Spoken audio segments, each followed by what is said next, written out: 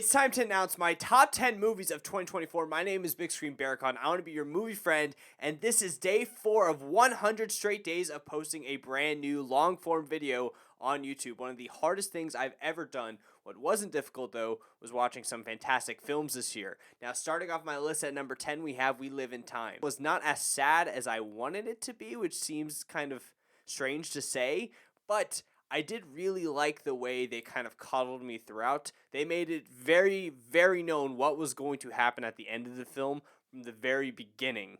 And I kind of wish they left it in the traditional way to where it was a surprise. I think it would have been emotionally heavier, would have resonated just a little bit more, but I still think the way they edited it together was pretty fantastic. At number 9, we have Transformers 1. Transformers 1 is the second best animated film of the year for me. It should have gotten a lot more praise and a lot more love at the box office.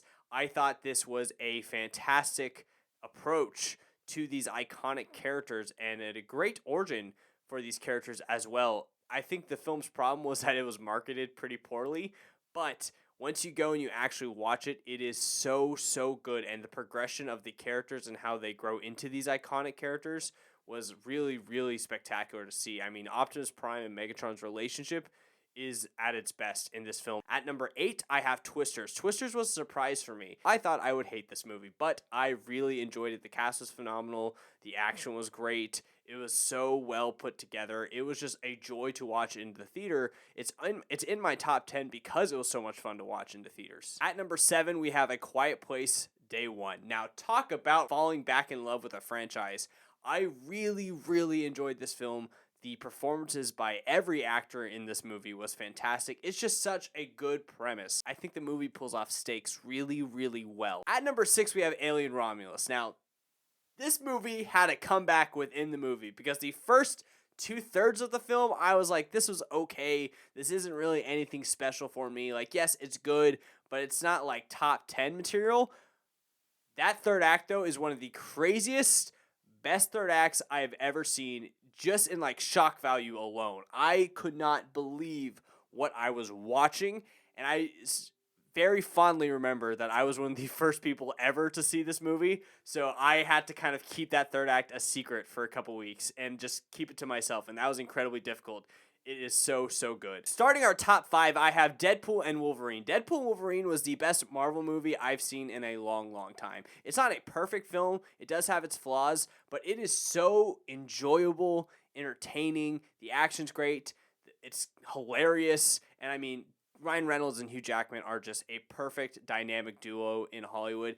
Deadpool and Wolverine, to me, kind of reminds me of reading your favorite comic book. A comic book you've read hundreds of times, but you can always pick up on a bad day, and it will get you through. I think Deadpool and Wolverine achieves that and is going to be a comfort movie for a lot of people going forward. At number 4, we have Gladiator II. Gladiator II, I watched about 3 days after watching Gladiator for the very first time. And I think my hot take is I enjoyed Gladiator 2 more than I enjoyed Gladiator. The reason why is because I felt Gladiator, the original, was very predictable. Gladiator 2 took a lot of risk, a lot of chances. It was just a lot of fun. The action was great. Yes, a lot of it was a little bit out there, but I thought they did a really good job, and it all made sense within the story. And again, performances go a long, long way with me.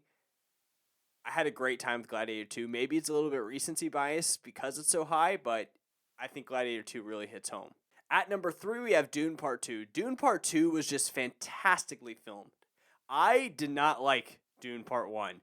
I really struggled to get through it. It took me about 4 attempts to actually watch the movie all the way through. Dune Part 2 started a little bit slow, but then, at that point you're invested. You know the story. It's a little bit less of a foundational film, and the story is actually progressing, so it is really enjoyable. But then you get the gladiator scene in Dune Part 2, and from that moment on, it's absolutely fantastic. Now, at number 2, this one will probably surprise a lot of people, and I took a lot of heat for having this movie as high as I do, but I actually have The Wild Robot. Now, I don't think it's a debate that The Wild Robot is the best animated film of the year. I think people will think it's crazy that I have it above Dune Part 2 or Alien Romulus or Gladiator 2 or whatever. There's a lot of things that affect you differently depending on what's going on with your life.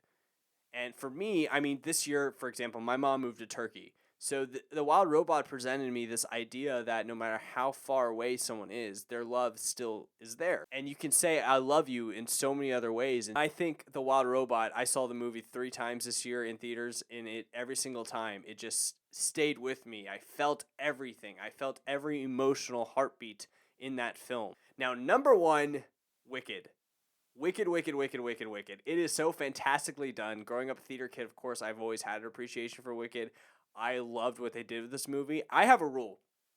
You can tell accurately how you feel about a movie. You can wipe away recency bias. You can wipe away any cultural trend.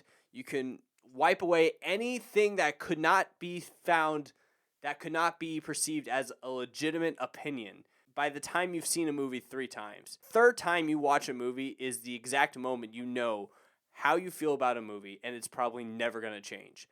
I've seen Wicked 4 times in the theaters, and all 4 times I've loved it. I've loved it. I've loved it. I can watch it another 4 more times in theaters. Wicked is so well done, and the one thing I'll always appreciate, my wife Allison goes with me to the movies all the time. She's there opening night with me for almost every major release every single year, even if she's not that excited about the movie. Wicked was one of those special moments where she was so excited to go back to the movies with me, where she was the one leading the charge to go see Wicked again and again and again. And to have us both be so excited to just be at the movies together, watching something we both love, was something that was very special, and I will cherish Wicked Part 1 forever. I'm looking forward to Wicked Part 2, which is now known as Wicked for Good. And that is my top 10 movies of 2024. Let me know what you guys think in the comments down below. Again, this is day 4 of 100 straight days of posting a brand new video on YouTube, so be sure to hit that subscribe button and come back tomorrow for day 5.